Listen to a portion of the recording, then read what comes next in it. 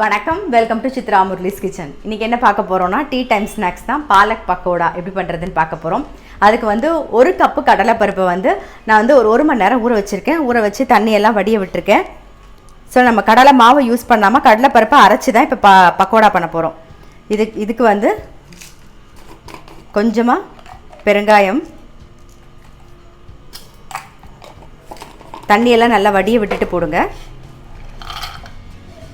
பருப்பு, அப்புறம் தேவையான உப்பு போட்டு நம்ம அரைச்சி எடுத்துன்னு வந்துடுவோம். ஃபஸ்ட்டு தேவையான உப்பு போட்டு இதை அரைச்சி எடுத்துன்னு வந்துடலாம்.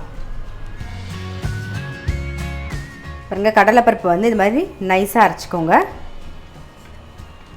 கடலை மாவும் யூஸ் பண்ணலாம்.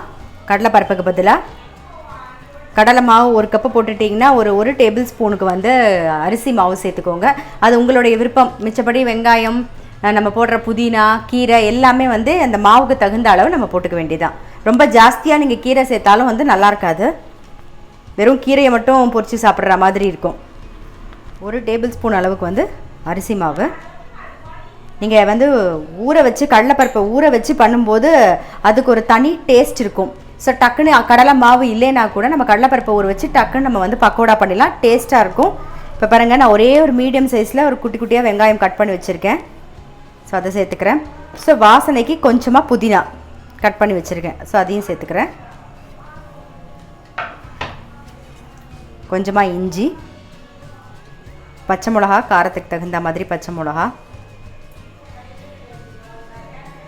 அப்புறம் கட் பண்ண பாலக்கு கீரை வந்து ஒரு கப் எடுத்து வச்சுருக்கேன். ஸோ அதையும் சேர்த்துருவோம். இப்போ எல்லாத்தையும் சேர்த்து நல்லா மிக்ஸ் பண்ணிக்கலாம். இதோடையே வந்து என்ன பண்ணுவோன்னா, இப்போ எண்ணெய் காய வச்சுருக்கோம் இல்லையா பக்கோடா பொரிக்கிறதுக்கு, அதுலேருந்து கொஞ்சமாக எண்ணெய் எடுத்து இந்த மாவில் விட்டுக்கோங்க. அப்படியே நல்லா மிக்ஸ் பண்ணிவிடுவோம். பாருங்க, நல்லா மிக்ஸ் பண்ணியாச்சு.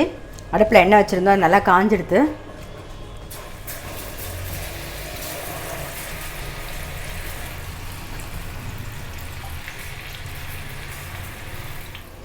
பாருங்கள். கடலை பருப்பு அரைக்கும் போது கொஞ்சம் கூட தண்ணி விடாமல் அரைச்சிக்கோங்க. நல்லா நைஸாக அரைச்சிக்கோங்க.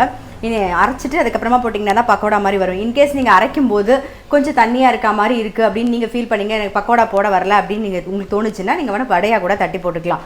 நீங்கள் வந்து கடலை மாவு யூஸ் பண்ணிங்கன்னா கண்டிப்பாக பக்கோடா மாதிரியே போட வரும். நம்ம வந்து கடலை பருப்பு ஃப்ரெஷ்ஷாக ஊற வச்சு அரைச்சி பண்ணுறோம் இல்லையா, ஸோ அப்போ வந்து நமக்கு இந்த மிஸ்டேக் வர வாய்ப்பு இருக்குது. அதுக்காக தான் அதுக்கு ஒரு ரெக்டிஃபிகேஷன் சொன்னேன். பாருங்க, நல்லா வெந்தெடுத்து எடுத்துருவோம்.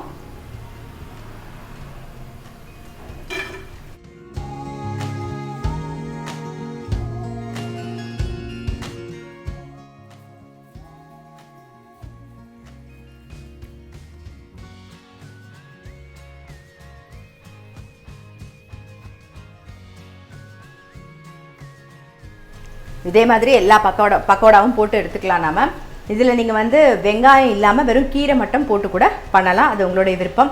இப்போ நீங்கள் பார்த்துட்டே இருக்கும்போதே ஈவினிங் டீ டைம் ஸ்நாக்ஸ்க்கு டக்குன்னு ஊற வச்சு பண்ணிடலாம். ஸோ கண்டிப்பாக மறக்காமல் பண்ணி பாருங்கள். பண்ணி பார்த்துட்டு எனக்கு சொல்லுங்கள். நான் அடுத்த வீடியோவில் சந்திக்கிறேன்.